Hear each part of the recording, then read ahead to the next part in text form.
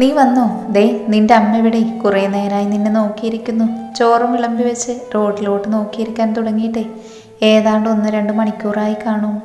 ജിത്തു കയറി വന്നപ്പോഴേ വാസുദേവൻ പറഞ്ഞുകൊണ്ട് രാധുവിനെ നോക്കി. ഈ അമ്മ ഞാൻ വിളിച്ചു പറഞ്ഞതല്ലായിരുന്നു ലേറ്റ് ആവും, അമ്മ ഫുഡ് കഴിച്ചോളാം, എന്നിട്ട് ഇത്രയും സമയം നോക്കിയിരിക്കുമായിരുന്നു ചെയ്യേണ്ടത്. ഒരു പോലീസുകാരൻ അമ്മയായിട്ട് അനുസരണ ലവലേശമില്ലല്ലോ രാധുമോളെ. ജിത്തു നടന്നു ചെന്ന് രാധുവിൻ്റെ കവിളിൽ പിച്ചി. പിന്നെ 3 മണിക്കല്ലേ എന്ന് വെച്ച് എല്ലാവരും ഊണ് കഴിക്കുന്നത്. ഞാൻ ജിത്തു എന്ന നിന്റെ അമ്മയാണ്. നീ പോലീസുകാരനാണെങ്കിലും അല്ലെങ്കിലും അതങ്ങനെ തന്നെയാണ്. സമയത്തിന് ആഹാരം കഴിച്ചില്ലെങ്കിൽ നീ എത്ര വലിയ കൊമ്പത്തെ പോലീസുകാരനാണെങ്കിലും തല്ല് വാങ്ങും എൻ്റെ കയ്യിൽ നിന്ന്. ജിത്തുവിനെ ശാസിച്ചുകൊണ്ട് ആ അമ്മ കഴിക്കാനിരുത്തി. വാസുദേവൻ ആ കാഴ്ച കണ്ട് കണ്ണു നിറഞ്ഞു. എന്താ മോളെ, കുഞ്ഞെവിടെ? ജിത്തുവിന് ചോറ് വിളമ്പി കൊടുത്തുകൊണ്ടിരിക്കുമ്പോഴാണ് അച്ചു അങ്ങോട്ടേക്ക് വന്നത്. കുഞ്ഞ് ആനന്ദച്ചൻ്റെ കയ്യിലുണ്ടമ്മേ, ഞാൻ ഏട്ടൻ വരുന്നത് കണ്ട് വന്നതാ ഇങ്ങോട്ട്. അച്ചു ചെയറിലേക്ക് ഇരുന്നു. ആണോ, വാ ഇങ്ങോട്ടിരിക്കെ, ഒരു പിടി ചോറ് കഴിച്ചിട്ട് പോ. രാധ പറഞ്ഞുകൊണ്ട് തന്നെ അച്ചുവിന് ഒരു പ്ലേറ്റ് എടുത്ത് വെച്ച് അതിൽ ചോറ് വിളമ്പിയിരുന്നു. അയ്യോ എനിക്ക് വേണ്ടമ്മേ, ഞാൻ കഴിച്ചതായിരുന്നു. സിദ്ധുവേട്ടനെ നോക്കിയിരുന്ന് ജ്യോതി അമ്മയുടെ കയ്യിൽ നിന്ന് വഴക്കം കിട്ടി. കുഞ്ഞിന് പാല് കൊടുക്കേണ്ടതാണെന്ന് പറഞ്ഞിട്ട് അതുകൊണ്ട് നേരത്തെ കഴിച്ചു. അത് സാരമില്ല, നീ കഴിച്ചെന്ന് എനിക്കറിയാവുന്നത് കൊണ്ടാണ് ഞാനൊരു പിടി മാത്രം ഇട്ടത്. ഇതൊക്കെ കഴിക്കാം. കുഞ്ഞിന് പാലൊക്കെ കൊടുക്കുമ്പോൾ പെൺകുട്ടികൾ നന്നായിട്ട് ആഹാരം കഴിക്കണം, മനസ്സിലായോ? ഒന്നും പറയണ്ട, ഇവിടെ ഇരുന്നത് കഴിക്ക്. വാരി തരണോ ഇനി ഞാൻ? അച്ചു ഒന്നും മിണ്ടാതെ പാത്രത്തിൽ നിന്ന് ചോറ് വാരി കഴിച്ചു. പക്ഷെ അവളുടെ കണ്ണ് നിറഞ്ഞു തുളുമ്പിയിരുന്നു.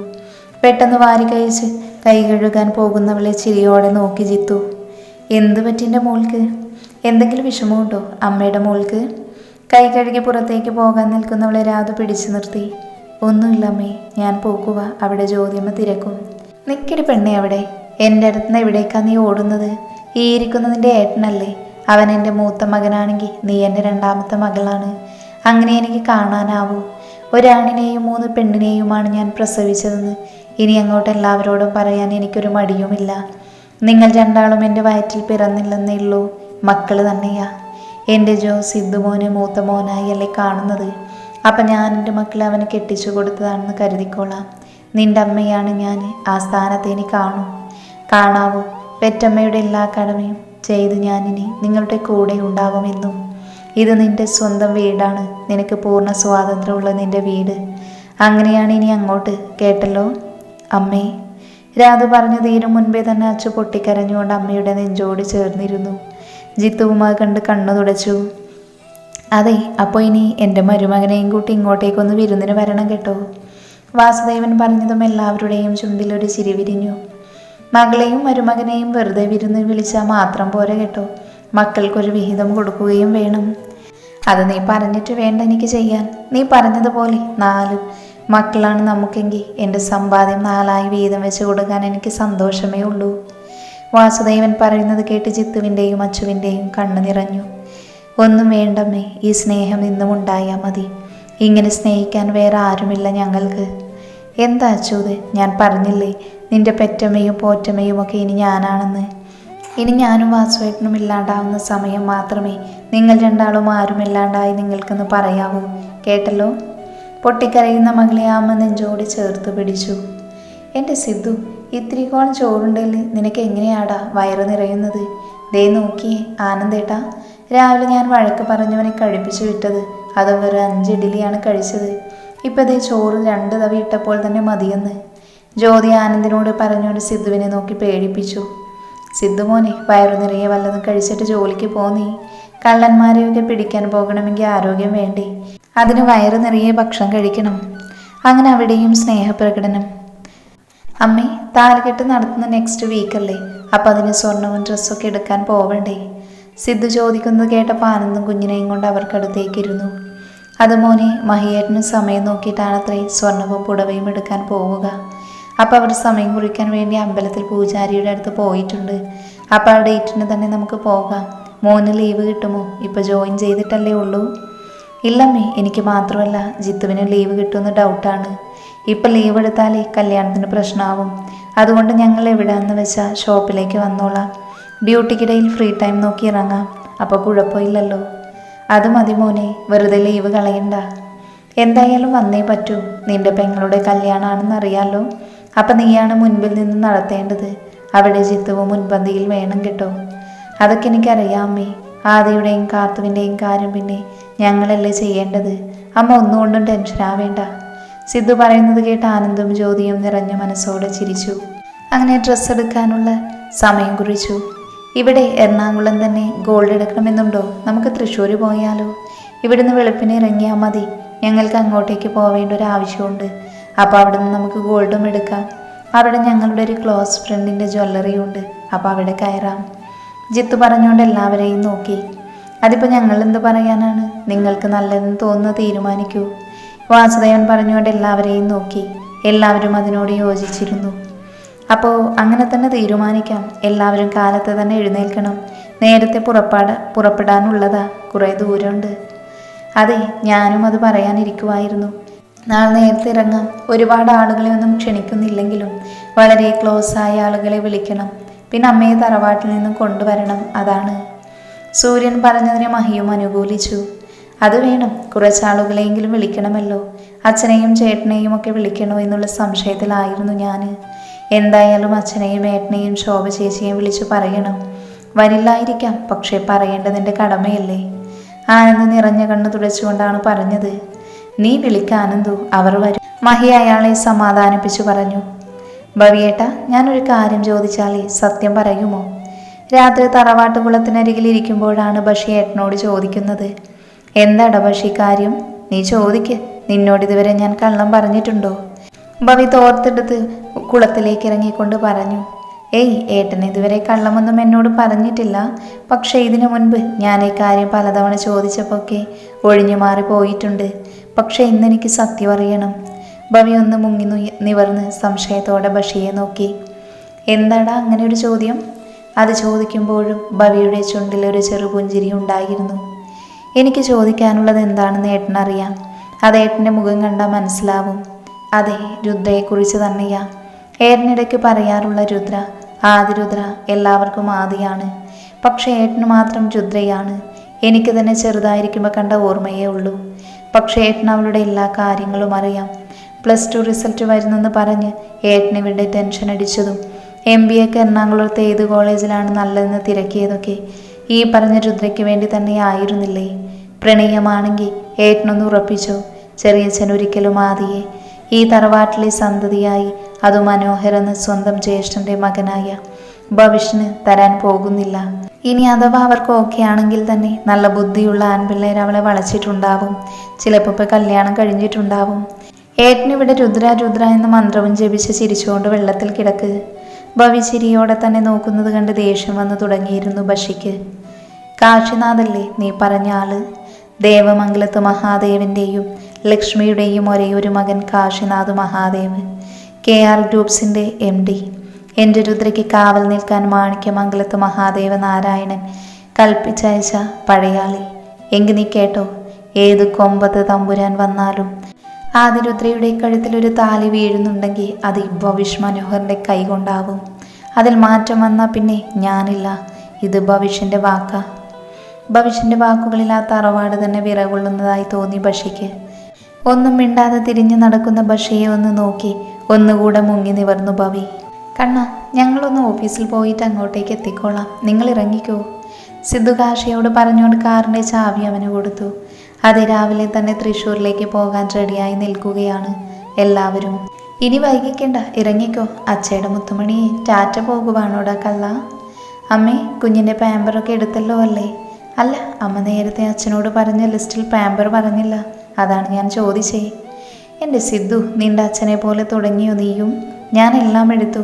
ഇളിച്ചുകൊണ്ട് നിൽക്കുന്ന സിദ്ധുവിൻ്റെ ചെവിക്ക് പിടിച്ചു ജ്യോതി. അച്ചു, നീ എൻ്റെ കൂടെ വരുന്നോ അതോ ഇവരുടെ കൂടെ വണ്ടിയിൽ വരുന്നോ? അങ്ങനെ അവരെല്ലാവരും യാത്ര തിരിച്ചു. ഭവി, എന്താ നിൻ്റെ മനസ്സിൽ? എന്തമ്മേ, എന്താ കാര്യം? ഭവി രാവിലെ ഓഫീസിലേക്ക് ഇറങ്ങാൻ തുടങ്ങുമ്പോഴാണ് ദേവി മുറിയിലേക്ക് വന്നത്. നിനക്ക് മനസ്സിലായില്ലേ? നീ എന്താണ് ബഷിയോട് ഇന്നലെ പറഞ്ഞത്? ഓ, അതാണോ? അതെന്താണെന്ന് അറിഞ്ഞില്ല എന്നുണ്ടോ? അപ്പോൾ നീ കാര്യമായിട്ടാണോ? നിന്റെ സ്വന്തം സഹോദരിയാണോ നിനക്ക് വിവാഹം കഴിക്കേണ്ടത്? നീ രുദ്ര എന്ന് പറഞ്ഞ് നടന്നപ്പോഴൊക്കെ എനിക്ക് തോന്നിയിട്ടുള്ളത് അവളെ നിനക്ക് നിൻ്റെ കൂടെപ്പിറപ്പായി കാണാൻ കഴിയുമെന്നാണ്. കാരണം അവളെ നിൻ്റെ കയ്യിലേക്ക് കൂടിയല്ലേ മോനെ കിട്ടിയത്. ഒന്ന് ഓർത്തു നോക്കിയേ, നീ എപ്പോഴും വഴക്കിടുമായിരുന്ന മഹാദേവൻ്റെയും സൂര്യൻ്റെയും ഒക്കെ മക്കളോട് നിനക്ക് അവളെ കളിപ്പിക്കാൻ വേണ്ടി. അപ്പോഴേക്ക് നീ പറഞ്ഞിരുന്നത് നിന്റെ അനിയത്തിക്കുട്ടിയാണെന്നല്ലേ? ആ അനിയത്തിക്കുട്ടിയെ നിന്നിൽ നിന്നും പിരിച്ചതിനല്ലേ നീ നിന്റെ അച്ഛനോട് വഴക്കിട്ട് നടന്നത്? പിന്നെന്താ ഇപ്പം ഇങ്ങനൊരു തോന്നൽ? ദേവി നിറഞ്ഞ കണ്ണ് തുടച്ചുകൊണ്ടാണ് ചോദിച്ചത്. അമ്മേ, കരയുന്നത് എന്തിനാ ഇപ്പോൾ? അമ്മ കരുതും പോലെ. അത്രയും പറഞ്ഞ് അവനൊന്ന് നിർത്തി ശ്വാസമൊന്ന് ആഞ്ഞു വലിച്ചു. എനിക്ക് രുദ്രയെ വിവാഹം കഴിക്കണം. അവൾക്ക് എന്നെ ഇപ്പോൾ കണ്ടാൽ പോലും അറിയില്ല. ചെറുതിലെ എന്തോ കണ്ടതാണ്. അവളെ പിന്നെ വിവാഹം കഴിക്കുന്നത് കൊണ്ട് എന്താണ്? ബുദ്ധി ഉറയ്ക്കാത്ത പ്രായത്തിൽ അനിയത്തി എന്നൊക്കെ പറഞ്ഞിട്ടുണ്ടാവും. പക്ഷെ അവളെ എനിക്ക് പെങ്ങളായി കാണാൻ പറ്റില്ല. അങ്ങനെയുള്ളപ്പോൾ അവളുടെ മനസ്സിൽ സഹോദരൻ്റെ സ്ഥാനം എനിക്കില്ലാത്തത് കൊണ്ട് തന്നെ അവളെ സ്നേഹിക്കുന്നതിൽ മറ്റൊരു തടസ്സവും ഞാൻ കാണുന്നില്ല. പ്ലീസ്, അമ്മയായിട്ട് ഇതിനെതിരെ നിൽക്കരുത്. ഇല്ല മോനെ, നിന്നെ എന്നും സപ്പോർട്ട് ചെയ്തിരുന്ന, നിന്നെ വിശ്വസിച്ചിരുന്ന എന്നെ നീ ചതിക്കുകയായിരുന്നു. ഞങ്ങളുടെ സമ്മതം ഇതിനുണ്ടാവുമെന്ന് നീ പ്രതീക്ഷിക്കേണ്ട. ഞങ്ങളുടെ എന്നല്ല, ഈ കുടുംബത്തിൽ ആരും സമ്മതിക്കാൻ പോകുന്നില്ല. ഈ കാര്യം പറഞ്ഞ എല്ലാവരും നിന്നെ വെറുക്കും. ഞങ്ങളെന്നല്ല, ആദ്യം പോലും നിന്നെ വെറുക്കും. കരഞ്ഞുകൊണ്ട് പുറത്തേക്കിറങ്ങിയ ദേവിയെ മുറിക്ക് പുറത്തുനിന്ന് ബഷി വേദനയോടെ നോക്കി നിന്നു. നരനങ്ങളിൽ നിന്ന് നീരജും പ്രഭാന്തിയും വരുമല്ലോ അല്ലേ? കഴിഞ്ഞിടെ വരുമെന്ന് പറഞ്ഞ് പറ്റിച്ചതല്ലേ? അവനെ ഞാൻ എത്ര തവണ ട്രൈ ചെയ്തു. എൻ്റെ കോള് കണ്ടിട്ടേ അറ്റൻഡ് ചെയ്യുന്നത് പോലുമില്ല. മെസ്സേജിനും റിപ്ലൈ ഇല്ല. This is too much. നരനോട് പരാതി പറയുകയാണ് ഗീതു. എൻ്റെ മോളെ, അവൻ ഞാൻ വിളിച്ചാൽ തന്നെ ഫോൺ എടുക്കാറില്ല. പക്ഷെ മോളുടെ കോള് കണ്ട് എടുക്കേണ്ടതാണ്. എന്താണാവോ? പിന്നെ വരുന്ന കാര്യം എനിക്കറിയില്ല. പ്രഭ എപ്പോഴേ റെഡിയാണ്. അവനൊന്ന് ഓക്കെ ആയാൽ മാത്രം മതി. ഓരോ തിരക്കുകളാണ് ആൾക്ക്. അത് കഴിയുമ്പോൾ ഫ്രണ്ട്സ് വരും. പിന്നെ അവർക്കൊപ്പം ആവും. ബിസിനസ് കാര്യങ്ങളൊക്കെ ഒരു ചെറുകണിയെ പിഴക്കാതെ ചെയ്യുന്നത് കൊണ്ട് മാത്രമാണ് ഒന്നിലും ഞാൻ റെസ്ട്രിക്ഷൻ വയ്ക്കാത്തത്. മാത്രമല്ല, നമ്മൾ അവരെ നിയന്ത്രിക്കേണ്ട സമയമൊക്കെ കഴിഞ്ഞു പോയില്ലേ? അത് നരേട്ടൻ പറഞ്ഞത് കറക്റ്റ് കാര്യമാണ്. തനിക്കൊപ്പം വളർന്ന മക്കളെ താനെന്ന് വിളിക്കണമെന്നാണ് പ്രമാണം. ജയൻ പറഞ്ഞപ്പോൾ നരൻ അവനെ കൂർപ്പിച്ചൊന്ന് നോക്കി. അല്ല, നീ ഇപ്പം ഞങ്ങൾക്കൊപ്പം എത്തിയല്ലോ. ഇനി എത്രയും പെട്ടെന്ന് ഇവൻ്റെ കെട്ട് നടത്തേണ്ടേ നമുക്ക്? ഗീതുമോളുടെ കല്യാണത്തിൻ്റെ കൂടെ ഇവൻ്റെയും അങ്ങ് നടത്തിയാലോ? ചിരിയോടെ നരൻ ചോദിച്ചത് കേട്ടപ്പോൾ ഗീതുവിൻ്റെ മുഖം മങ്ങി. അവൾ പെട്ടെന്ന് തന്നെ എഴുന്നേറ്റ് പുറത്തേക്കിറങ്ങി. എന്തു പറ്റി മോൾക്ക്? ഇതുവരെ ആ റിലേഷനിൽ നിന്ന് വിട്ടിട്ടില്ലേ? നമ്മുടെ എല്ലാവരുടെയും മുൻപിൽ ചിരിച്ചു നടന്നപ്പോൾ ഞാൻ കരുതി അവളെല്ലാം മറന്നിട്ടുണ്ടാവുമെന്നാണ്. ഇതിങ്ങനെ തന്നെ തുടർന്നു കൊണ്ടുപോവാനാണോ റാം നിൻ്റെ ഉദ്ദേശം? അത് അവളുടെ ഭാവിയെ പ്രതികൂലമായി ബാധിക്കും. അത് മറക്കരുത്. പേരും പ്രശസ്തിയും പണവുമൊന്നുമല്ല നമുക്ക് ഏറ്റവും വലുത്. നമ്മുടെ മക്കളുടെ ഭാവിയാണ്. അതിനുവേണ്ടിയാവണം നമ്മൾ ജീവിക്കേണ്ടത്. നീ എന്താടാ നരൻ പറയുന്നത്? ഞാൻ അങ്ങനെ തന്നെയാണ് മോൾക്ക് വേണ്ടി ജീവിച്ചിട്ടുള്ളത്. അന്നും ഇന്നും സമ്പാദിക്കുന്നതും അവൾക്ക് വേണ്ടി മാത്രമാണ്. പറഞ്ഞതെല്ലാം നേടിക്കൊടുത്തിട്ടുണ്ട്. ആഗ്രഹിച്ചതിനും ഇരട്ടിയായി കൊണ്ടുകൊടുത്തിട്ടേ ഉള്ളൂ ഞാൻ. അതാണ് പ്രശ്നം. ആഗ്രഹങ്ങളെല്ലാം നടത്തി കൊടുക്കേണ്ട കാര്യമില്ല എന്ന് ഞാൻ പറയില്ല. പക്ഷേ ആഗ്രഹങ്ങൾക്കൊക്കെ ഒരു ലിമിറ്റ് കൽപ്പിക്കൽ. അവരെ നമ്മൾ പ്രാപ്തരാക്കണം. അതിലാണ് നമ്മുടെ വിജയം. മനസ്സിലായോ? നരൻ പറയുന്നത് കേട്ട് ജയറാം കണ്ണു തുടച്ചു. റാം, നീ വിഷമിക്കാൻ വേണ്ടി പറഞ്ഞതല്ല. തെറ്റുകളെല്ലാം നിന്റെ ഭാഗത്താണെന്ന് ഞാൻ പറയുന്നില്ല. ജയൻ്റെയും നിമ്മിയുടെയും, എന്തിനേറെ പറയുന്നത് നിന്റെ അടുത്ത സുഹൃത്തായ എൻ്റെയും എൻ്റെ കുടുംബത്തിൻ്റെയും ഭാഗത്തുണ്ട്. നമ്മുടെയൊക്കെ ശ്രദ്ധക്കുറവും താല്പര്യക്കുറവുമൊക്കെ തന്നെയാണ് നമ്മുടെ കുട്ടിയെ ഇങ്ങനെ ഒരു വിഷമഘട്ടത്തിലേക്ക് തള്ളിവിട്ടത്. എൻ്റെ മനസ്സിൽ ഇതിന് ഒരേ ഒരു മാർഗം മാത്രമേ തോന്നുന്നുള്ളൂ. ഗീതുമോളൊരു വിവാഹം കഴിപ്പിക്കുക. അവളുടെ ലൈഫിലേക്ക് ഒരാൾ വന്ന ഇപ്പോഴുള്ള വിഷമങ്ങളൊക്കെ മാറുകേക്കാം. അല്ലെങ്കിൽ വീണ്ടും ആ പയ്യനെ തന്നെ ചിന്തിച്ചിരിക്കും. അവൻ്റെ മാരേജ് നടക്കുന്ന സമയമാവുമ്പോൾ ഗീതുമോൾ എങ്ങനെ റിയാക്ട് ചെയ്യുമെന്ന് നമുക്ക് പറയാനാവില്ല. പക്ഷേ നര, മോളിതിന് സമ്മതിക്കുമെന്ന് എനിക്ക് തോന്നുന്നില്ല. എനിക്ക് അവളോട് ഇതിനെപ്പറ്റി പറയാനും ഒരു സങ്കടാവുമല്ലേ? അല്ലെങ്കിൽ മേട്ടൻ ഗീതുവിനോട് നോ എന്ന് പറയാൻ ബുദ്ധിമുട്ടാണല്ലോ. പണ്ടും അങ്ങനെ തന്നെ, ഇപ്പോഴും അങ്ങനെ തന്നെ. അതിന് മാത്രമൊരു മാറ്റവും ഇല്ല. ഗീതുമോള് മാറിയാൽ പോലും ഏട്ടൻ മാറുമെന്ന് തോന്നുന്നില്ല. നരേട്ടൻ വെറുതെ സംസാരിച്ച സമയം കളയണ്ട. ഇതൊന്നും നടപടിയാവണ കേസല്ല. ജയറാമിനെ പറഞ്ഞു തീർക്കാൻ സമ്മതിക്കാതെ ജയൻ ഇടയ്ക്ക് കയറി പറഞ്ഞുകൊണ്ട് ഗൗരവത്തിൽ രണ്ടാളെയും നോക്കി. നീ എന്തൊക്കെയാ ജയ പറയുന്നത്? അങ്ങനെയൊന്നുമല്ല. റാമോളോട് പറയുമല്ലേ? അല്ലേടാ? എത്രയും പെട്ടെന്ന് തന്നെ പറഞ്ഞേ പറ്റൂ. അതാവും നല്ലത്. പിന്നെ ഗീതുമോള് കാരണം നിർത്തിവെച്ചിരിക്കുന്ന ഫിലിമിൻ്റെ ഷൂട്ടിങ് എത്രയും പെട്ടെന്ന് തന്നെ തുടങ്ങണം. ഒന്ന് എൻഗേജ്ഡ് ആവുമ്പോൾ അവൾ കുറേയൊക്കെ റിലാക്സ്ഡ് ആവും. അതാണല്ലോ നമുക്ക് വേണ്ടത്. നീയാണല്ലോ അമ്മയേക്കാൾ അവൾക്ക് പ്രിയപ്പെട്ടത്. അതുകൊണ്ട് തന്നെ നീ ഇതൊക്കെ അവളോട് പറയുകയും വേണം, സമ്മതിപ്പിക്കുകയും വേണം. ഇനിയെങ്കിലും നമ്മൾ അവളുടെ നല്ല ഭാവിക്കായി കൂടെ നിൽക്കണം. നീരജ് വരുമ്പോൾ അവനോടും പറയാം മോളെ പറഞ്ഞു മനസ്സിലാക്കാൻ.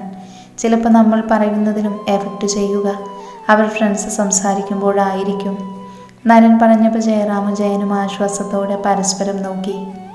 കണ്ണ, വിളിച്ചോ സിദ്ധുവിനെ? അവൻ ഫോൺ എടുത്തോ? ജിത്തുവിനെ വിളിച്ചിട്ട് കിട്ടുന്നില്ല. കാശിയോട് ചോദിച്ചുകൊണ്ട് രാധമ്മ ഫോണിൽ ജിത്തുവിൻ്റെ നമ്പർ ഒന്നുകൂടെ ഡയൽ ചെയ്തു. അവർ ലേറ്റ് ആവുമെങ്കിൽ നമുക്ക് കയറി സെലക്ട് ചെയ്താലോ? ആനന്ദ് മഹിയെ നോക്കി. ഇല്ല ആനന്ദച്ച, ഞാൻ സിദ്ധുവിനെ വിളിച്ചു. അവരിപ്പോഴെത്തും. ഇത്രയും നേരം വെയിറ്റ് ചെയ്തില്ലേ? ഇനിയിപ്പോൾ നമുക്ക് അവർ വന്നിട്ട് കയറിയാൽ പോരെ? ദേ വന്നല്ലോ. കാശി ആനന്ദിനോട് പറഞ്ഞപ്പോഴേക്കും സിദ്ധുവിൻ്റെയും ജിത്തുവിൻ്റെയും വണ്ടി അങ്ങോട്ടേക്ക് വന്നിരുന്നു. ഹായ്, ഞങ്ങൾ ലേറ്റ് ആയില്ലല്ലോ അല്ലേ? ഏയ് ഇല്ല, ഇങ്ങനെ ഉത്തരവാദിത്തമില്ലാത്ത രണ്ടെണ്ണം പോലീസാണത്രേ, പോലീസ്. വണ്ടിയിൽ നിന്നിറങ്ങി ചിരിച്ചുകൊണ്ട് വരുന്നവൻ്റെ ചെവിക്ക് പിടിച്ചു ജ്യോതി. എൻ്റെ പൊന്നമ്മേ, ഞാൻ അവിടുന്ന് ഇവിടം വരെ എത്തണ്ടേ? പിന്നെ ഭയങ്കര ട്രാഫിക്കും. നിങ്ങളോട് ഞാൻ പറഞ്ഞതല്ലേ ഉള്ളിലേക്ക് കയറി സെലക്ട് ചെയ്യാൻ.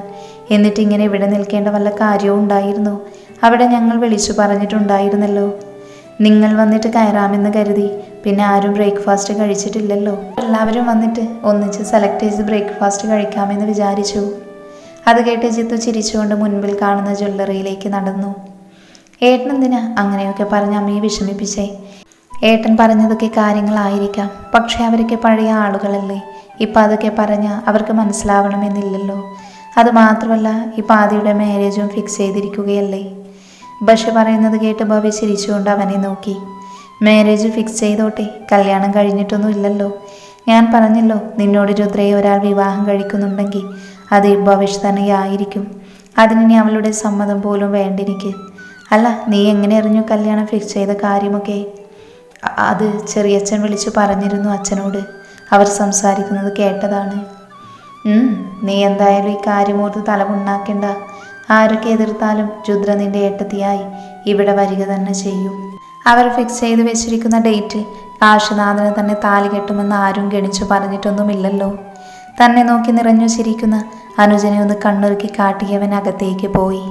അതെ, പെൺകുട്ടികൾക്ക് കല്യാണത്തിന് ഗോൾഡൊക്കെ എടുക്കാനുള്ള അവകാശം ഞങ്ങൾ പെൺവീട്ടുകാർക്കാണ്. അല്ലാതെ സ്വർണ്ണമൊക്കെ എടുത്ത് ചെറുക്കൻ്റെ അച്ഛനാണോ പോയി ബില്ല് പേ ചെയ്യേണ്ടത്? ഞാനും വസവും ഇവർക്ക് വേണ്ടി കരുതി വെച്ചിട്ടുള്ളത് ഇവർക്ക് തന്നെ കൊടുക്കണ്ടേ? അപ്പം ചേട്ടനും അനിയനും കൂടി അങ്ങോട്ടേക്ക് മാറിയിരുന്നാട്ടെ. ഇത് ഞങ്ങൾ ഡീൽ ചെയ്തോളാം, അല്ലേടാ വാസു? അങ്ങനെ കളിച്ചിരിയോടെ അവരെല്ലാവരും കൂടെ എല്ലാം സെലക്ട് ചെയ്തിരുന്നു. അമ്മ, അടുക്കളയിൽ ജോലി ചെയ്തുകൊണ്ടിരിക്കുന്ന നിമ്മി ഗീതുവിൻ്റെ വിളി കേട്ട് തിരിഞ്ഞു നോക്കി. ആഹാ, ഇതാരത്?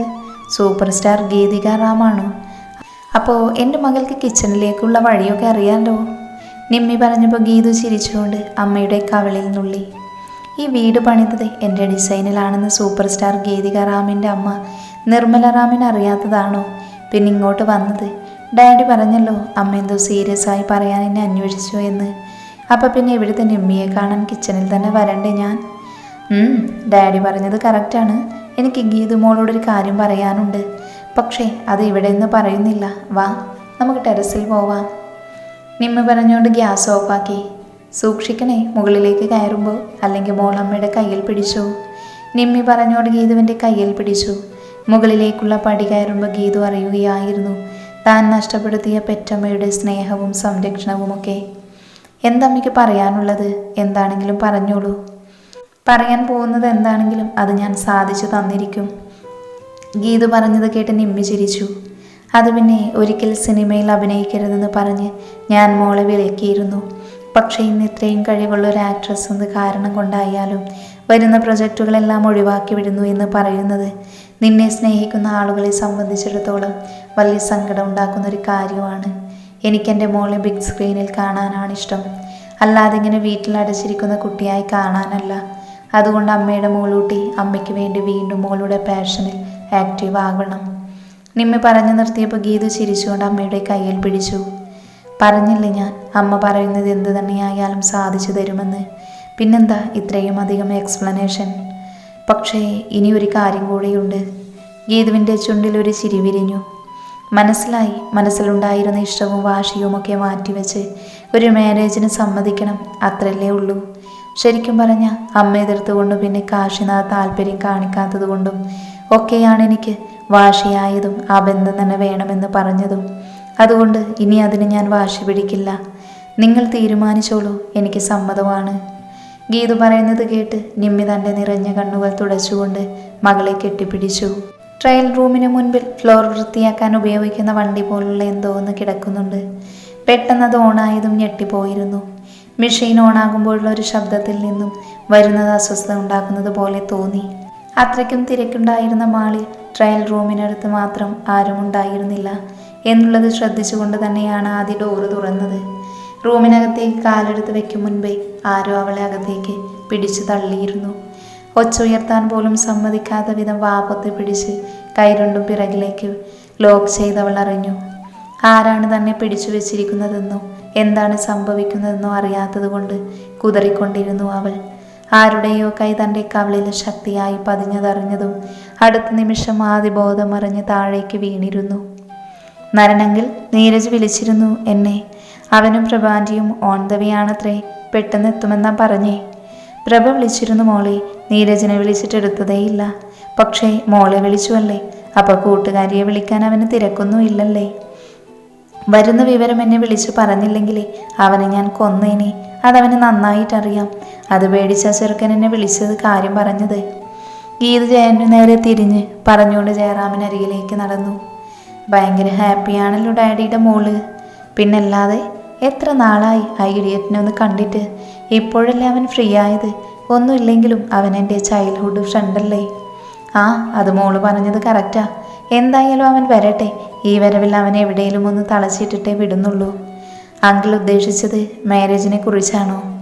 ഗീതു നരനോട് പറഞ്ഞുകൊണ്ട് ചിരിച്ചു. മതി, ലവ് മാരേജ് ആയാലും മതിയെന്നേ. അത് ഏത് കുട്ടിയാണെങ്കിലും ഞങ്ങൾക്ക് സമ്മതമാണ്. അപ്പം പിന്നെ ആ മാരേജ് നമുക്കൊരു അറേഞ്ച്ഡ് ആക്കി മാറ്റാമല്ലോ. അത് പൊളിച്ചു നരേട്ട. അച്ഛനും അമ്മയും ആയ ഇങ്ങനെ വേണം, കണ്ടു പഠിക്ക്. ജയൻ നരനെ പ്രശംസിച്ചുകൊണ്ട് നിമ്മിയോടും ജയറാമിനോടും പറഞ്ഞു. ദാ അവർ രണ്ടാളും വന്നെന്ന് തോന്നുന്നല്ലോ, ഞാൻ നോക്കട്ടെ. പുറത്ത് കാറ് വന്ന് നിൽക്കുന്ന ശബ്ദം കേട്ടതും ഗീതു ചിരിയോടെ എഴുന്നേറ്റ് പുറത്തേക്ക് നടന്നു. അവളുടെ സന്തോഷം കണ്ട് ചിരിയോടെ ബാക്കിയുള്ളവരും. ഗീതുമോളെ. കാറിൽ നിന്നിറങ്ങി പ്രഭ ഗീതുവിനെ ചേർത്ത് പിടിച്ചു. ഹായ് പ്രഭാന്റി, യാത്രയ്ക്ക് സുഖമായിരുന്നു. എവിടെ നീരജ്? കാറിനുള്ളിൽ നീരജിനെ കാണാതെ ഗീതു റോഡിലോട് നോട്ടം പായിച്ചുകൊണ്ട് ചോദിച്ചു. അവൻ്റെ കൂടെ തന്നെയാണ് ഇറങ്ങിയത്. പക്ഷേ കേരള ബോർഡർ കഴിഞ്ഞപ്പോഴേക്കും ഫ്രണ്ട്സ് വണ്ടിയുമായി വന്നു. ആരെയോ മീറ്റ് ചെയ്യാനുണ്ടെന്ന് പറഞ്ഞു വൈകിട്ടാവുമ്പോൾ എത്തിക്കോളാമെന്ന് പറഞ്ഞു. പിന്നെ ഈ ചുന്ദരിക്കുട്ടി പിണങ്ങരുതെന്ന് പ്രത്യേകം പറഞ്ഞു. പ്രഭ പറഞ്ഞുകൊണ്ട് തന്നെ ഗീതുവിൻ്റെ കവിളിൽ നുള്ളി. ആഹാ, ആൻറ്റിയും മോളെ മുറ്റത്ത് തന്നെ നിൽക്കുവാണോ? അകത്തേക്ക് വിളിക്ക് ഗീതുമോളെ ആൻറ്റിയെ. ജയൻ പറയുന്നത് കേട്ട് എല്ലാവരും ചിരിച്ചു.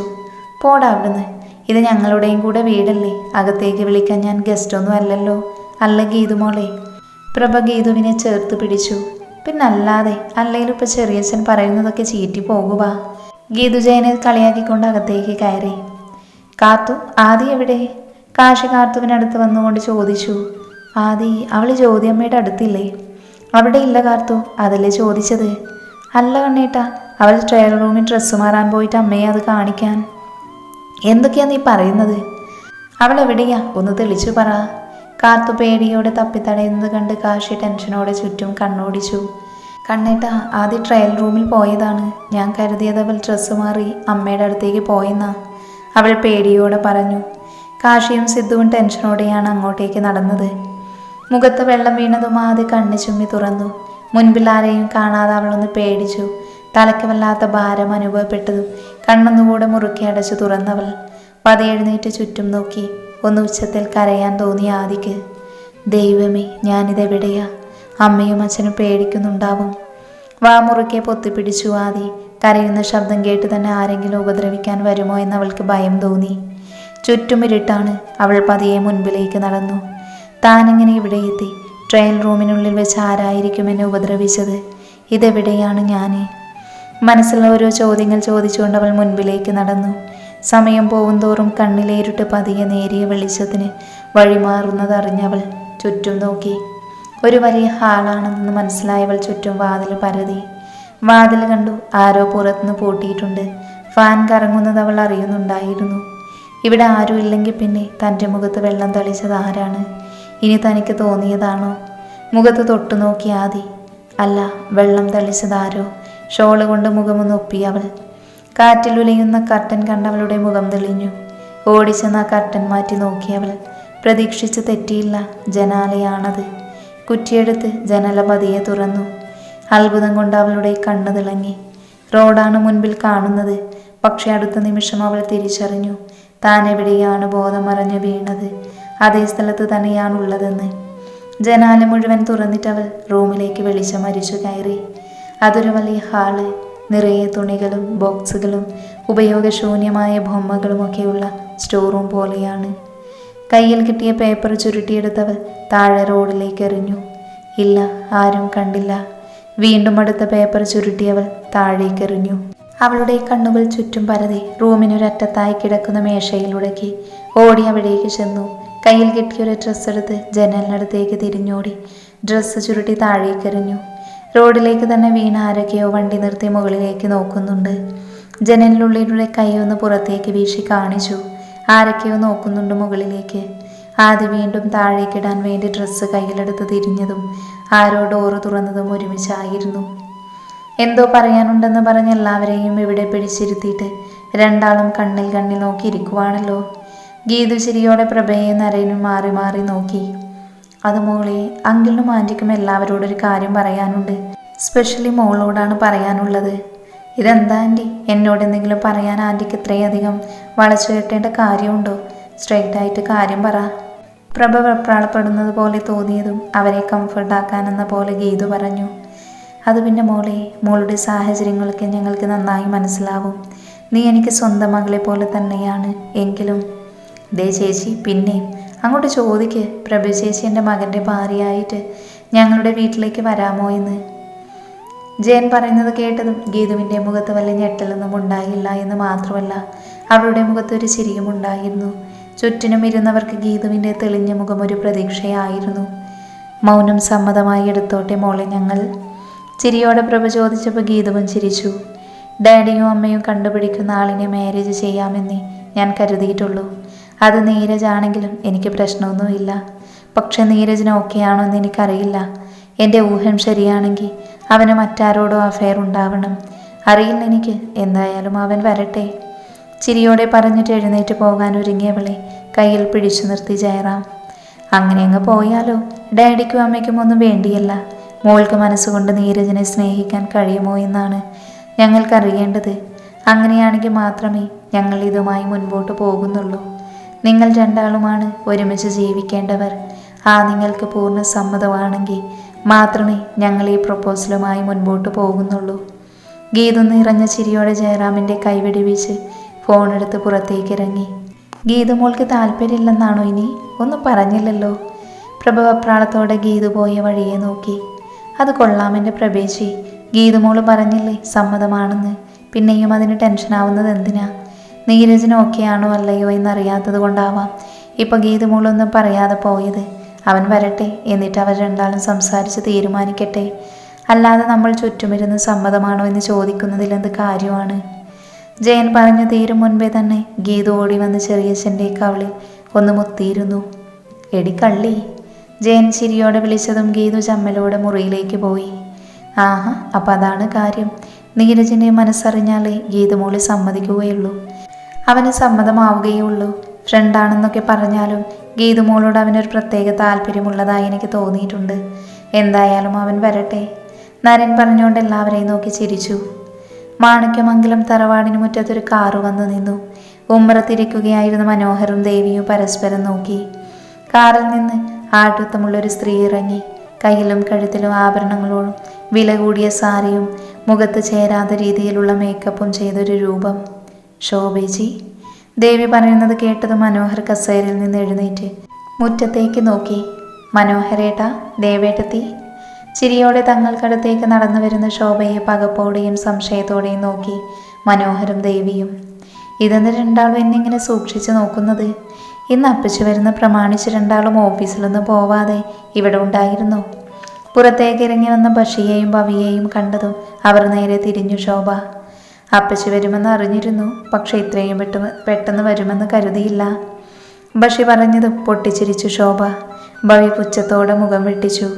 ഇന്നോ നാളെയോ അച്ഛൻ ഇങ്ങോട്ടെത്തും, അപ്പം നമുക്ക് സംസാരിക്കാം. പിന്നെ നിന്നെ കണ്ട് സൂക്ഷിച്ച് നോക്കിയത് എന്താണെന്ന് ചോദിച്ചാൽ, മുൻപ് നീ ഇവിടെ വന്നപ്പോൾ അത്ര നല്ല കാര്യങ്ങളായിരുന്നില്ലല്ലോ സംഭവിച്ചത്. സ്വത്ത് വീതം വയ്ക്കുമ്പോഴേ ഇനി വരുമെന്നല്ലേ പറഞ്ഞിരുന്നത്. എന്നിട്ട് പതുക്കെ മറന്ന് സ്നേഹത്തോടെ വരുന്നത് കണ്ടതും അത്ഭുതം തോന്നിയെന്നുള്ളത് ശരി തന്നെയാ ശോഭേ. ഇതെന്താ ഈ ദേവേട്ടത്തി പറയുന്നത്? അതൊക്കെ ഞാൻ എപ്പോഴേ മറന്നു. ഞങ്ങൾ കൂടപ്പിറപ്പുകൾ പരസ്പരം വഴക്കിടും, പക്ഷേ പരസ്പരം അങ്ങ് മറന്നു കളയാൻ ഒരുക്കുമോ ഞങ്ങൾക്ക്?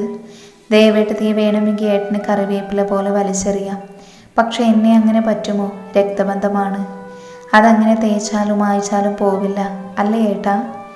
മിണ്ടാതെ നിൽക്കുന്ന മനോഹറിൻ്റെ കയ്യിൽ പിടിച്ചുകൊണ്ടാണ് ശോഭ അത് പറഞ്ഞത്. നീ ചെല്ല് ശോഭേ, അച്ഛൻ വരട്ടെ, എന്നിട്ട് സംസാരിക്കാം നമുക്ക്. ആ, അച്ഛൻ വരട്ടെ, എന്നിട്ട് വിശദമായി സംസാരിച്ചിട്ട് മാത്രമേ ഞാൻ പോകുന്നുള്ളൂ, അല്ലേ ഭവി? മനോഹർ പറഞ്ഞതിന് മറുപടിയായി ഭവിയുടെ മുഖത്ത് നോക്കി പറഞ്ഞു. അകത്തേക്ക് പോകുന്ന സഹോദരിയെയും ദേഷ്യത്തോടെ, അവർ പോയ വഴിയെ നോക്കുന്ന ഭവിയെയും മനോഹർ ഭയത്തോടെ നോക്കി നിന്നു. മനു, ആരൂട്ടി ഇവിടെയാ? എൻ്റെ ഒരു നിമിഷത്തെ അശ്രദ്ധ കൊണ്ടല്ലേ അവൾക്കിങ്ങനെ പറ്റിയത്. ഇത്രയും നാൾ ഒരു അപകടവും വരാതെ കൈവെള്ളയിൽ കൊണ്ട് നടന്നിട്ടിപ്പോ. കണ്ണ, നീ ഇങ്ങനെ തളരാതെ. അവൾ എവിടെയെങ്കിലും പോയിട്ടുണ്ടാവും, ഇവിടെ തന്നെ ഉണ്ടാവും. ഇന്ന് ഇരുട്ട് മുൻപേ ആദ്യമോളെ നമ്മൾ കണ്ടുപിടിച്ചിരിക്കും. ട്രയൽ റൂമിനടുത്ത് നിന്ന് വീണ് കിട്ടിയ ആദിയുടെ മൊബൈൽ കയ്യിൽ പിടിച്ചുകൊണ്ട് പുലമ്പുന്ന കാശിയെ മനു സമാധാനിപ്പിക്കാൻ ശ്രമിച്ചു. എന്താടാ, എന്താ പറ്റിയേ? ആദി എവിടെടാ? സിദ്ധു വെപ്രാളത്തോടെ ഓടി വന്നാണ് ചോദിച്ചത്. ഡാ, ആദി ഇവിടെ എവിടെയെങ്കിലും തന്നെ ഉണ്ടാവും. നീ ടെൻഷനായി ഇവനെ കൂടി വിഷമിപ്പിക്കാതെ. ഇങ്ങനെ വിഷമിച്ചിരിക്കുകയല്ല ഈ സമയം വേണ്ടത്. ആര് കൊണ്ടുപോയതാണെങ്കിലും ഇവിടുന്ന് ഇറങ്ങും മുൻപേ കണ്ടുപിടിക്കണം നമുക്ക്. ജിത്തു പറഞ്ഞോട് ട്രയൽ റൂമിനടുത്തേക്ക് നടന്നതും ഫ്ലോർ വൃത്തിയാക്കുന്ന മെഷീൻ അവന് മുൻപിലൂടെ കടന്നുപോയതും ഒരുമിച്ചായിരുന്നു. സ്റ്റെയറിൽ നിന്നും കാല് സ്ലിപ്പായി അവനെ മനു താങ്ങി നേരെ നിർത്തി. നേരെ നോക്കി കൊണ്ടുപോടൂ. മെഷീന് മുകളിലിരിക്കുന്ന ആളിനെ നോക്കി ചീത്ത പറഞ്ഞുകൊണ്ട് ജിത്തുവും മനുവും ട്രയൽ റൂമിനുള്ളിലേക്ക് ഒരിക്കൽ കൂടെ കയറി നോക്കി. ഇവിടെയൊന്നും ഇല്ലല്ലോടാ, ജിത്തു നിരാശയോടെ മനുവിനെ നോക്കി പറഞ്ഞു. ഡാ, നീ വാ. പെട്ടെന്ന് തന്നെ എന്തോ ഓർമ്മിച്ചതുപോലെ ജിത്തു വേഗത്തിൽ മനുവിനെയും വിളിച്ച് പുറത്തേക്ക് നടന്നു. എന്താണ് ഭവി മോനെ, രാവിലെ തന്നെ ഓഫീസിൽ പോകാനുള്ള തയ്യാറെടുപ്പാണോ?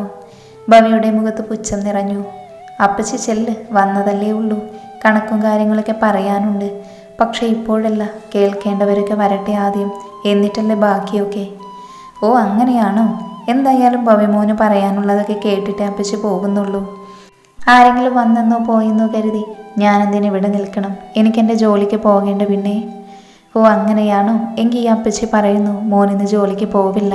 കാരണം ഞാൻ പറയുന്നില്ല, അത് കുറച്ച് കഴിയുമ്പോൾ അറിയാനുള്ളതല്ലേ. എൻ്റെ ഊഹം ശരിയാണെങ്കിൽ ഭവിമോന് ഇന്നൊരു ദൂരയാത്ര ഉണ്ടാവും. നിങ്ങളിത് എന്തൊക്കെയാ പറയുന്നത്? പിന്നെ അപ്പച്ചി എന്നുള്ള ലേബലും വെച്ച് എൻ്റെ മുൻപിൽ എന്തായാലും വരേണ്ട. നിങ്ങളും എൻ്റെ അച്ഛനും കൂടി ചെയ്തതും ചെയ്യുന്നതുമൊക്കെ എനിക്കറിയാം. അതുകൊണ്ട് കൂടുതൽ അപ്പച്ചി കളിയൊന്നും വേണമെന്നില്ല. അങ്ങനെ അങ്ങ് പോയാലോ? അപ്പച്ചിയുടെ പൊന്നുമോനും നിന്നവിടെ. ദേഷ്യത്തിൽ പറഞ്ഞുകൊണ്ട് താഴേക്കുള്ള സ്റ്റെപ്പ് ഇറങ്ങുന്നവൻ പിന്നിൽ നിന്നും വിളിച്ചവർ. ഇത് ശോഭ മഹാദേവനാണ് മോനെ. ആ, ഞാനാണ് പറയുന്നത്, ഇന്ന് നീ കമ്പനിയിൽ പോവില്ല. അത് നിങ്ങളല്ല. ദേഷ്യത്തോടെ പറഞ്ഞു തീരും മുൻപേ ഭവിയുടെ ഫോൺ ബെല്ലടിച്ചിരുന്നു. തന്നെ നോക്കി ചിരിയോടെ തിരിഞ്ഞു നടന്നു പോകുന്ന അപ്പച്ചിയെ നോക്കിക്കൊണ്ട് സംശയത്തോടെ തന്നെ ഫോൺ പോക്കറ്റിൽ നിന്നെടുത്തു അവൻ. സ്ക്രീനിൽ തെളിഞ്ഞ നമ്പർ കണ്ടവൻ നെറ്റിച്ചുളിച്ചുകൊണ്ട് കോൾ അറ്റൻഡ് ചെയ്ത് പുറത്തേക്കിറങ്ങി. ഡാ, കാശിയാകെ തളർന്നതുപോലെയാണ്. ഇത്രയും നാൾ എന്ത് പ്രതിസന്ധി ഘട്ടത്തിലും തളരാതെ നിന്നവനാണ് ഇന്ന് അവൻ്റെ ആരൂട്ടിയുടെ അഭാവത്തിൽ ചങ്കുപൊട്ടി നിൽക്കുന്നത്. എനിക്ക് വയ്യടാ ഈ അവസ്ഥയിൽ അവനെ കാണാൻ. CCTV ഫുട്ടേജ് കണ്ടതൊക്കെ മനുവിനെയും തളർത്തിയിരുന്നു. ആരായിരുന്നടാ ക്ലീനിങ് ചെയ്യുന്ന മെഷീനിൽ ഉണ്ടായിരുന്നത്? അയാൾ ഇവിടെയുള്ള സ്റ്റാഫ്സിനൊന്നും അറിയില്ലെന്നാണല്ലോ പറഞ്ഞത്. അങ്ങനെയാണെങ്കിൽ ആദ്യ ലക്ഷ്യം വെച്ച് തന്നെ വന്നതായിരിക്കുമല്ലേ അവൻ. എന്താടാ ജിത്തു നീ മിണ്ടാതിരിക്കുന്നത്? ഒന്ന് പറയടാ കോപ്പേ. ജിത്തുവിൻ്റെ ഭാഗത്തുനിന്ന് പ്രതികരണമൊന്നും കാണാതെ മനു അവൻ്റെ തോളിൽ തട്ടി. ഡാ മനു, അത് അവൻ ക്രിമിനലാണ്. പൈസയ്ക്ക് വേണ്ടി ആരെയും കൊല്ലാൻ മടിയില്ലാത്ത ഗുണ്ട. അതിനെന്താ, അവൻ ആദ്യം തട്ടിക്കൊണ്ടു പോയതാണെങ്കിൽ നമുക്ക് എങ്ങനെയും കണ്ടുപിടിക്കാമല്ലോ. പോലീസ് ഫോഴ്സ് യൂസ് ചെയ്തിട്ടോ അല്ലെങ്കിൽ മറ്റെന്തെങ്കിലും ക്രിമിനലിന് തന്നെ സഹായത്തോടെയോ എന്ത് വേണമെങ്കിലും എത്ര വേണമെങ്കിലും കൊടുക്കാം നമുക്ക്. അതൊന്നും വേണ്ടടാ, എനിക്കറിയാം. ജെയിംസിൻ്റെ നമ്പർ ഡയൽ ചെയ്യുന്നവൻ ജിത്തു തടഞ്ഞു. ഡാ മനു, നീ കരുതും പോലെ കാര്യങ്ങൾ അത്ര എളുപ്പമല്ല. വിക്രം ഖാനാണ് ആദിയെ കൊണ്ടുപോയിരിക്കുന്നത്. നീ പറഞ്ഞതുപോലെ നമ്മൾ സാധാരണ കാണുന്നതും അറിയുന്നതും ലോക്കൽസ് അല്ല. ഇത് നൊട്ടോറിയസ് ക്രിമിനലാണ്. 50-ലേറെ കൊലപാതകങ്ങൾ അവൻ്റെ കൂട്ടാളികൾ ചെയ്തിട്ടുണ്ട്. പക്ഷെ ഒരു കേസിന് പോലും തെളിവില്ല. അവൻ്റെ പേരിൽ ഒരു കേസ് പോലുമില്ല. ഒരിടത്തൊരു കേസിനും സ്വന്തമായി ഇറങ്ങുന്ന ശീലമില്ലാത്തവനാണ്.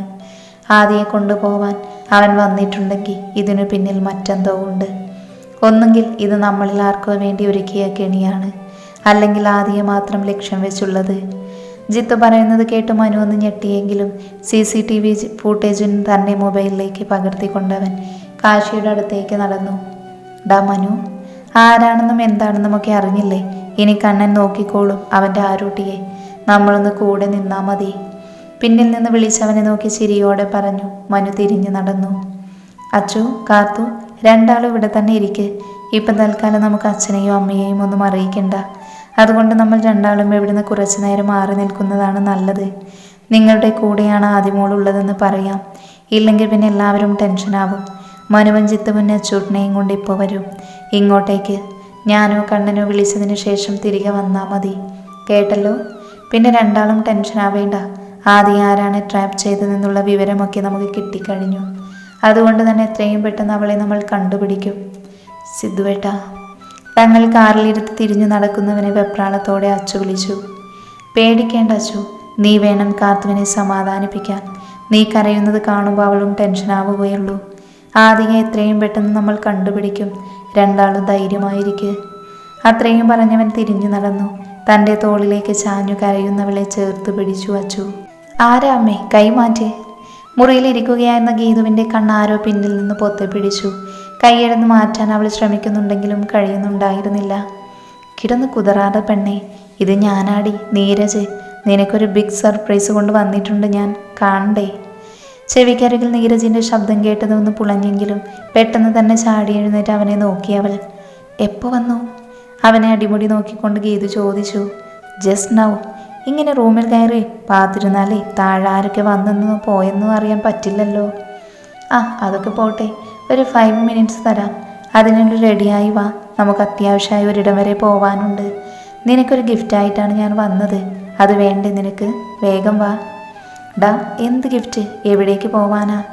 മുറിയിൽ നിന്നും ഇറങ്ങുന്നവനെ പിന്നിൽ നിന്നും വിളിച്ചവൾ. 5 മിനിറ്റ്സ്. കൈകൊണ്ട് ആംഗ്യം കാണിച്ച് താഴേക്ക് പോകുന്നവനെ കുറച്ചു നേരം നോക്കി നിന്നതിന് ശേഷം ചിരിയോടെ റൂമിൻ്റെ ഡോറ് ക്ലോസ് ചെയ്തവൾ. എവിടേക്കാ രണ്ടാളും കൂടെ? അതെ, ലേണേഴ്സ് മാത്രമേ ഉള്ളൂ കേട്ടോ. ലൈസൻസ് ഞങ്ങൾ തന്നിട്ടില്ല. ജസ്റ്റ് ഒന്ന് പുറത്തേക്ക് പോകുന്നത് തെറ്റില്ല, പക്ഷെ പെട്ടെന്ന് തിരിച്ചു വന്നോളണം. ഗീതു റെഡിയായി താഴേക്ക് വന്നപ്പോൾ നീരജിൻ്റെ തോളിൽ കൈയിട്ട് ചിരിച്ചുകൊണ്ടാണ് നരേന്ദ്രൻ പറഞ്ഞത്. പോയിട്ട് വരാം അമ്മേ. ആൻറ്റി. ഗീതുവിന് ചിരി വന്നെങ്കിലും അത് മറച്ചുകൊണ്ട് അവൻ നിമ്മിയെയും പ്രഭയെയും നോക്കി പറഞ്ഞുകൊണ്ട് നീരജിനെ നോക്കി. പോകാം. അപ്പോൾ ഓക്കെ, 4 പേരും ഇവിടെ പഞ്ചാര അടിച്ചിരിക്ക്. ജയനാണെങ്കിൽ വരുമ്പോൾ പറഞ്ഞേക്ക്. വാ ഗീതുട്ടാ.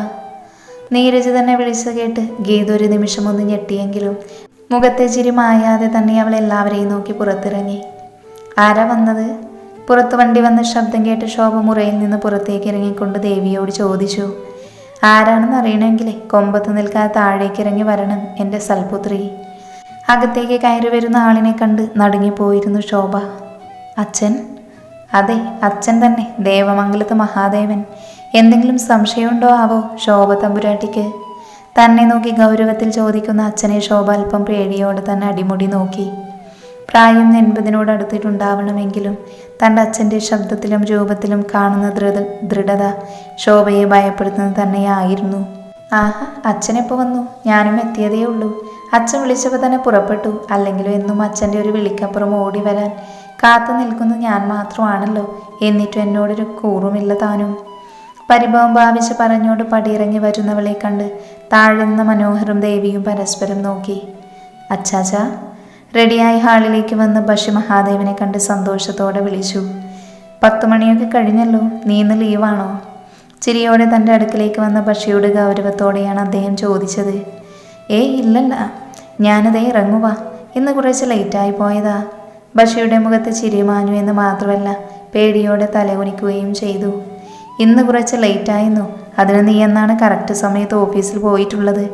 നീ എന്താ പക്ഷി കരുതിയേ ഞാൻ നാട്ടിലില്ലാത്തത് കൊണ്ട് ഇവിടുത്തെ ഒരു കാര്യം അറിയില്ലെന്നാണോ? നീ ലീവിന് പോലും അപ്ലൈ ചെയ്യാതെ ഫോട്ടോഗ്രാഫി എന്ന് പറഞ്ഞ് നടക്കുന്നതും എന്നും ലേറ്റായി കയറി പഞ്ചു ചെയ്യുന്നതുമൊക്കെ ഞാൻ അതാത് സമയങ്ങളിൽ അറിയുന്നുണ്ട്. നിന്റെ ഏട്ടൻ ഭവി അവൻ എന്നോട് പറഞ്ഞില്ലെങ്കിലും എൻ്റെ കമ്പനിയിൽ നടക്കുന്നതൊക്കെ ഞാൻ അറിയാതിരിക്കുമോ? എല്ലാം ഞാൻ അറിയും. ഓഫീസിലും തറവാട്ടിലും ഒരു ഇലനങ്ങിയാൽ പോലും ഈ മഹാദേവൻ അറിയും, അതിന് എത്ര ദൂരെയാണെങ്കിലും. അതുകൊണ്ട് ഇന്ന് നീ ഹാഫ് ഡേ ലീവ് പറയ്. കറക്റ്റ് ടൈം പഞ്ചു ചെയ്യാത്തത് ആരാണെങ്കിലും ഹാഫ് ഡേ ലീവായി കണക്കാക്കും. അച്ഛൻ പറയുന്നത് തലകുമ്പിട്ട് തന്നെ കേട്ടിട്ട് ശരിയെന്ന് തലകുനിക്ക് ബഷി അകത്തേക്ക് നടന്നു. എന്താ വിഷമം തോന്നുന്നുണ്ടോ? ബഷിയെ വിഷമത്തോടെ നോക്കുന്ന മനോഹരനെ കണ്ട് മഹാദേവൻ അയാൾക്ക് നേരെ തിരിഞ്ഞു. അല്ലച്ച, അവൻ നന്നായി ഹാർഡ് വർക്ക് ചെയ്യുന്നതാണ്. പിന്നെ ലേറ്റ് ആവുന്നതൊക്കെ അവനെല്ലാം പഠിച്ചു വരുന്നതല്ലേ ഉള്ളൂ. മനോഹർ ബഷി പോയ വഴിയെ നോക്കി വിഷമത്തോടെ പറഞ്ഞു. അങ്ങനെ ഞാൻ ചിന്തിച്ചത് കൊണ്ടാണ് നീ ഇപ്പം ഇങ്ങനെ ലീവും എടുത്ത് വീട്ടിലിരിക്കുന്നത്, മനസ്സിലായോ? പിന്നെ നിന്റെ മൂത്ത മോനോട്, അതായത് ഭവിയോട് എനിക്കൊരു തവണ പോലും ഇങ്ങനെയൊന്നും പറയേണ്ടി വന്നിട്ടില്ല. കാരണം അവന് നിന്റെ സ്വഭാവം കിട്ടിയിട്ടില്ല. നല്ലൊരു ബിസിനസ്മാനാണ് അവനെന്ന് തോന്നിയത് കൊണ്ടാണ് ഞാൻ എല്ലാ ഉത്തരവാദിത്തങ്ങളും അവനെ ഏൽപ്പിച്ചത്. അല്ലാതെ നിന്നെയോ നിന്റെ ഇളയ സന്തതിയോ കണ്ടിട്ടല്ല ഇവിടുന്ന് ധൈര്യത്തോടെ ഞാൻ പോകുന്നത്. അച്ഛൻ പറയുന്നത് കേട്ടത് മനോഹർ സംശയത്തോടെ മഹാദേവനെ നോക്കി. അല്ല, കുറച്ച് കൂടുതൽ നാളായല്ലോ കയ്യോ കാലോ ഒന്ന് ഉളക്കിയോ ഇടറിയെന്നൊക്കെ പറഞ്ഞ് ലീവ് എഴുതി കൊടുത്ത് വീട്ടിലിരിക്കുന്നു. എനിക്ക് നിന്നെ കണ്ടിട്ടൊരു കുഴപ്പവും തോന്നുന്നില്ലല്ലോ. നിനക്ക് പ്രത്യേകിച്ച് എന്തെങ്കിലും അസുഖമുള്ളതായിട്ടും കാണുന്നില്ല. അതുകൊണ്ട് നീ ആദ്യം ലീവ് ക്യാൻസലാക്കി ഓഫീസിൽ പോവാൻ നോക്ക്. എന്താണ് അച്ഛൻ ഇങ്ങനെ ദേഷ്യപ്പെടുന്നത്? എന്തെങ്കിലും ടെൻഷനുണ്ടോ? മനോഹർ നെറ്റി ചുളിച്ചു. അതാണ് ഞാനും ഓർത്തത്. എന്നെ കണ്ടിട്ട് പോലും അച്ഛനൊരു സന്തോഷവും ഇല്ല. എന്തോ ടെൻഷനുണ്ട് അച്ഛനല്ലേ? ശോഭയും മനോഹരും പറഞ്ഞത് ശരിവെച്ചു. എനിക്കോ? എൻ്റെ ടെൻഷനൊക്കെ നിങ്ങൾ തന്നെയാ. അല്ലാതെ പുറത്തുനിന്നൊരു ടെൻഷനും ശത്രുക്കളും ഒന്നും എനിക്കില്ല. പിന്നെ നിൻ്റെയൊക്കെ ചിരിയുടെ പിന്നിലുള്ള പൊയ്മുഖങ്ങൾ മനസ്സിലാവാത്ത പൊട്ടനാണ് ഞാനെന്നുള്ള തോന്നലുണ്ടല്ലോ, അത് വെറുതെയാണ്. അത് മാത്രം മറക്കാതിരിക്കുക. അച്ഛൻ എന്തൊക്കെയായി പറയുന്നത്? ഞങ്ങൾക്കൊന്നും മനസ്സിലാവുന്നില്ല. ശോഭ സങ്കടത്തോടെ പറഞ്ഞു. എല്ലാം മനസ്സിലാക്കി തരുന്നുണ്ട് ഞാൻ നിനക്കൊക്കെ. ഭവി, വണ്ടിയെടുക്ക്. പുറത്ത് കാറിനടുത്ത് നിന്ന ഭവി കേൾക്കാൻ കാത്തുന്ന പോലെ വണ്ടിയിലേക്ക് കയറി. മഹാദേവൻ കയറിയ പാടെ വളരെ വേഗത്തിൽ ആ വണ്ടി തറവാടിൻ്റെ ഗേറ്റ് കടന്നിരുന്നു. ഇതെവിടേക്കാ നീരജ് നമ്മൾ പോകുന്നത്? നീ എന്താ എന്നെ കിഡ്നാപ്പ് ചെയ്യാനുള്ള പരിപാടിയാണോ? റോഡിന് രണ്ട് ഭാഗത്തും തിങ്ങി നിറഞ്ഞു നിൽക്കുന്ന മരങ്ങൾക്കിടയിലേക്ക് നോട്ടം പായിച്ചുകൊണ്ടാണ് ഗീതു ചോദിച്ചത്. നല്ല തമാശ തന്നെയാണ് മോളെ ഗീതിക ജയറാം. മലയാള സിനിമയുടെ ലേഡി സൂപ്പർ സ്റ്റാറിനെ ഞാൻ തട്ടിക്കൊണ്ട് വന്നിട്ട് വേണം ഗീതിക ഫാൻസ് അസോസിയേഷനിലെ പിള്ളേരനെ പഞ്ഞിക്കിടാൻ. വെറുതെ പോലും അങ്ങനെയൊന്നും പറഞ്ഞു കളയല്ലേ ഗീതൂട്ടാ. വല്ലവരും കേട്ടാ പിന്നെ തീർന്നു. നീരജ് ചുറ്റുപാട് നോക്കി ചിരിച്ചു. ഓ പിന്നെ ഈ കാട്ടിലല്ലേ ഫാൻസ്? ഒന്ന് പോയ മാൻ, പറയടാ നമ്മൾ എവിടേക്കാ? ഗീതുട്ട, എക്സൈറ്റഡ് ആവേണ്ട എന്ന് ഞാൻ പറയുന്നില്ല. പക്ഷെ അവിടെയുള്ള കാഴ്ച കാണുമ്പോൾ മുഖത്ത് വരുത്താൻ കുറച്ച് എക്സൈറ്റ്മെൻറ്റ് ബാക്കി വെച്ചേക്കണേ. നീരജ് വണ്ടി സ്ലോ ചെയ്ത് പഴയ ബംഗ്ലാവിൻ്റെ മുൻപിലേക്ക് നിർത്തി. കണ്ണുരുട്ടി നോക്കേണ്ട, പ്രേതക്കോട്ടയൊന്നുമല്ല. അല്ലേലും നിന്നെ പോലുള്ള സിനിമകൾ പടച്ചു വരുന്നതല്ലേ ഈ പ്രേതവും ഭൂതവും ഒക്കെ. അല്ലാതെ അങ്ങനത്തെ സംഭവമൊന്നും റിയലായി ഉണ്ടാകുമെന്ന് തോന്നുന്നില്ല. പിന്നെന്താ ഇവിടെ? വല്ല ബ്ലാക്ക് മാജിക്കുമാണോ? ഇനി നരബലി വല്ലവുമാണോ? ഗീതു ചുറ്റുപാടും വീക്ഷിച്ചുകൊണ്ടാണ് ചോദിച്ചത്. എടി, നിന്റെ കുഞ്ഞു തല ഇങ്ങനെ അങ്ങ് പുകയ്ക്കല്ലേ. അത്രയ്ക്കൊക്കെ ഞാൻ ചെയ്യുമോ? അല്ല, ഇനി അഥവാ ചെയ്താൽ തന്നെ അതിന് നിന്നെ ഇങ്ങോട്ട് വിളിച്ചുകൊണ്ട് വരേണ്ട വല്ല കാര്യമുണ്ടോ എനിക്ക്? പിന്നെന്താടോ ഈ പൊളിഞ്ഞ വീട്ടിൽ, അതും കാടിന് നടുക്ക്? നീ ഇങ്ങോട്ട് വന്നേ ഗീതൂട്ടാ. നീരജ് അവളുടെ കയ്യിൽ പിടിച്ചു വലിച്ച് അടഞ്ഞു കിടക്കുന്ന ആ വലിയ വാതിലിന് മുന്നിൽ ചെന്ന് കോളിംഗ് ബെൽ 3 തവണ അമർത്തി. ഇവിടെ ആൾ താമസം ഉണ്ടോടാ? ഉണ്ട്. അപ്പോഴേക്കും വാതിൽ തുറന്നു. വിക്രം എവിടെ? മുകളിൽ. നീരജിൻ്റെ ചോദ്യത്തെ അത്രയും പറഞ്ഞാൽ പുറത്തേക്ക് ഇറങ്ങി നിന്ന് ഗീതുവിനെ അടിമുടി നോക്കി. ഗീതു പകപ്പോടെ നീരജിൻ്റെ കയ്യിൽ പിടിച്ച് അവനടുത്തേക്ക് നീങ്ങി നിന്നു. എൻ്റെ വീരശൂര പരാക്രമി പേടിച്ചു പോയോ? നീ എന്തിനാണ് പേടിക്കുന്നത്? നിന്റെ കൂടെ ഞാനില്ലേ? നീരജ് പറഞ്ഞോട് ഗീതുവിൻ്റെ കൈ തന്നോട് ചേർത്ത് പിടിച്ചു. ഗീതുവിൻ്റെ ചുണ്ടിലൊരു ചിരി മിന്നിമാഞ്ഞു.